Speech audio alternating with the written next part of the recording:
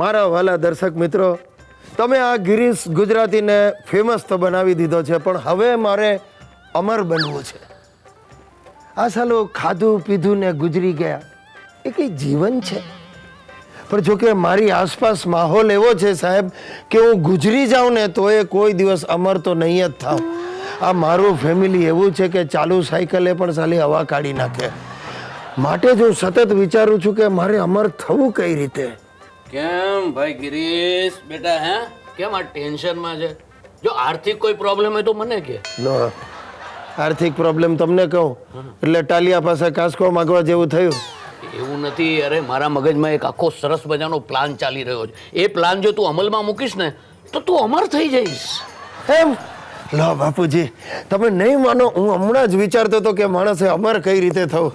બોલો શું પ્લાન છે? પ્લાનમાં એવું છે ને કે મેં વિચાર કર્યો છે કે આપણે એક નવા પક્ષની રચના કરીએ, જેમાં તું પ્રમુખ બની જા અને હું બની જાઉં મંત્રી. અરે પક્ષનું નામ પણ મેં નક્કી કરી નાખ્યું છે, કેબીડી એસબીડી પક્ષ. એ શું એટલે કહેતા ભી દીવાના સુનતા ભી દીવાના પક્ષ. અરે આપણે એવો પ્રચાર કરીશું લોકોને એમ લાગશે કે ગરીબોના બેલી આપણે જ છીએ. લોકો આપણા પર આમ ધડાધડ સિક્કાઓ મારશે, આપણે ધારાસભ્ય બની જઈશું. બાપુજી, લોકો સિક્કા મારતા મારશે, પણ મને એવું લાગે છે આ પક્ષનું નામ સાંભળીને લોકો આપણને પહેલા ધક્કા મારશે. નહીં એવું કઈ નહીં થાય. આપણે જોરદાર સ્ટન્ટ કરીશું.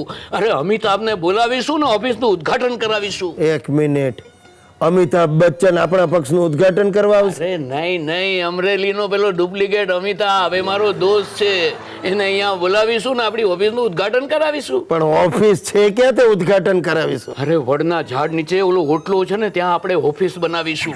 લોકોને લાગવું જોઈએ કે આ લોકો ગરીબ છે અને સાચા ગરીબોના બેલી છે. બાપુજી રહેવા દો, મારે આ રીતના સ્ટન્ટ કરીને અમર નથી થવું. મારે તો ખરેખર લોકોની સેવા કરવી છે. અરે મારી પણ એ જ ઈચ્છા છે કે લોકોના હૃદયમાં આપણે સ્થાન પામીએ. ગરીબ લોકો ભેગા થઈને આમ નારા લગાવશે, ગિરીશ કુમાર જિંદાબાદ, શિરીષ કુમાર જિંદાબાદ. તારા ને મારા નામના નારા બનાવશે આપણને આસમાનના તારા. આપણે બંને લોકોના દુલારા. અરે ગિરીશ શરીષ લોકોમાં પ્યારા. હા બાપુજી, નેતા બનતા બનશો પણ તમે કવિ જરૂર બની ગયા.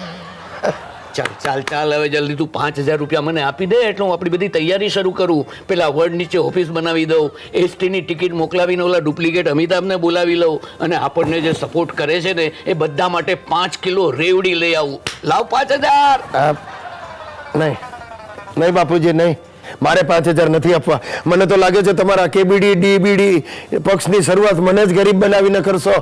જો મારે અમર બનવું છે, શહીદ નથી બનવું. વાલા મિત્રો, આજે હું તમારી સાથે વધારે વાત નહીં કરી શકું, કારણ કે હું ને સુશીલા એક સજ્જનની ખબર કાઢવા આવ્યા છીએ. સુશીલાના બહુ નજીકના સગા છે. એના મામાના શાળાની પત્નીના પિતરાઈ ભાઈ ગુણવંત ઘેલાણી બિચારા પથારી વસ છે. સુશીલા નાની હતી ને ત્યારે આ ગુણુ કાકાએ જેને રમાડી હતી. જુઓ, મારી સામે જુઓ, કોણ છું હું? કોણ છું? ભૂલી ગયા? યાદ કરો હું કોણ છું? સુશીલા કદાચ આ પરિસ્થિતિમાં ને આટલા વર્ષે એમને યાદ ન આવે. અરે યાદ શું ન આવે? બોલો યાદ કરો. તમારા ધોતિયામાં ફટાકડાની લૂમ કોણે લગાડી હતી? સુશીલા! જોયું કેવું યાદ આવી ગયું એમને? અરે તમે તો કઈ માણસ છો? આવું કરવાનું? આટલા વખતથી બીમાર પડ્યા છો અને અમને છેક આજે ખબર પડી? આમ અમને મળ્યા વગર જ ચાલ્યા જવાનું? અરે અમે તમારા કોઈ સગા થઈએ કે નહીં? બોલો, જવાબ આપો. બસ હવે આમ ઉધરસ કાઢીને વાત નહીં ઉડાવો. સુશીલા, એમને હાફ ચડી છે, તું રેવા દે. હાફ ભલે ચડી હોય પણ શ્વાસ તો ચાલુ છે ને. અરે પણ તું આમ દબડાવીશ તો શ્વાસ પણ બંધ થઈ જશે. નહીં જવા દો. નહીં જવા દો. અરે પણ મારે આખી જિંદગી આમ જ રીબાયા કરવાનું છે. શું કામ થયું છે? શું તમને? ગળામાં સોજો થયો છે.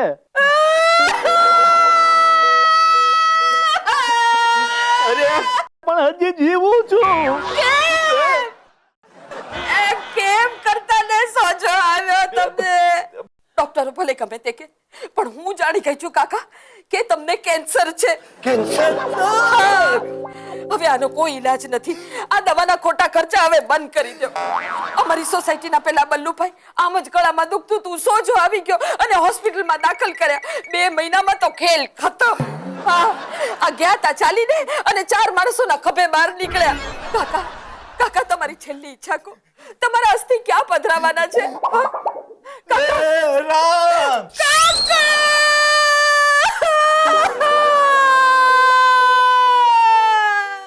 જોયું સાહેબો, સુશીલા જેની ખબર કાઢવા જાય એ ગયો જ સમજો.